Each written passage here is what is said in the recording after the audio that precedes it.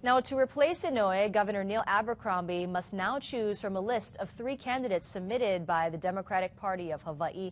Inouye requested that Congresswoman Colleen Hanabusa replace him, but there are others on the list, and our media partner, civilbeat.com, is reporting that the list includes Brian Schatz and others. Joining us right now with more on what's next is Neil Milner, our KITV4 political analyst. Good morning, Neil. Thank you so much for joining us. Sure.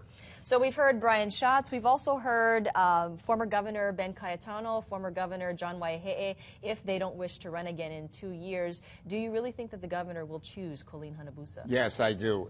He has to receive 3 names according to the law. That's the way the law states for succession. So they send 3 names to him, but it's hard to imagine any situation where he wouldn't appoint Colleen Hanabusa. Now, it was Senator Inouye's dying wish, and there doesn't seem to be anything close to compelling that would make the governor appoint somebody else.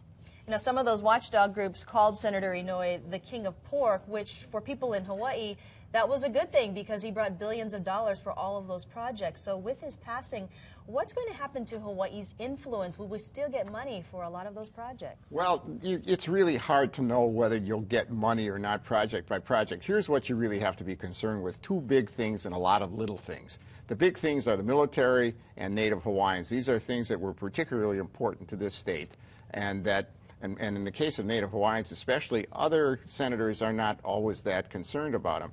The little things are these little relationships that you establish over all those years of seniority that help you grease the wheels for senators to understand certain little projects that you have in your state. And I think that's the area that's just as important as these big things. So you can't say it's suddenly going to cost us $100 million. There's no way of knowing it. It's not just a spigot that opens, but those are the very difficult things and the very difficult issues that we have to worry about. You know, the senator had so many relationships here in the islands. He was the president pro tempore, which is 3rd in line to the presidency. Such an incredible amount of power. How was he able to rise to power so quickly? Well, he didn't rise to power so quickly, and he'd be the first to say that. He always said that the first thing that made him powerful was seniority, just being around.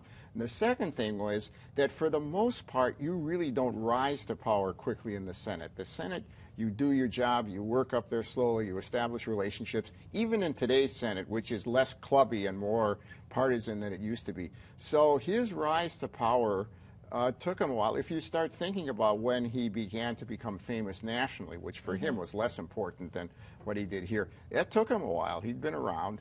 So it was a slow, steady rise where he established a lot of respect. He worked hard. He had a strong, solid support here. No one was going to beat him, and it just gradually built up the power. Could you truly call him bipartisan because of his relationship with Alaskan Senator Ted Stevens and others? He was a Democrat. He was a loyal Democrat. The relationship with Stevens is an interesting one because it showed that on special issues like Hawaii and Native Alaskans, where they had issues that were more compelling on that particular thing than they could get from their own party, they made this kind of relationship.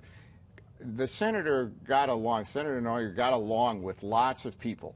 He was a good Democrat. People respected that, but he knew how he could build coalitions, especially on military stuff and especially on Native Hawaiian stuff. And there's a lot of people out there who say we will never see another politician like him again. Neil Milner, thank you so much for joining us and for giving us some insight this morning.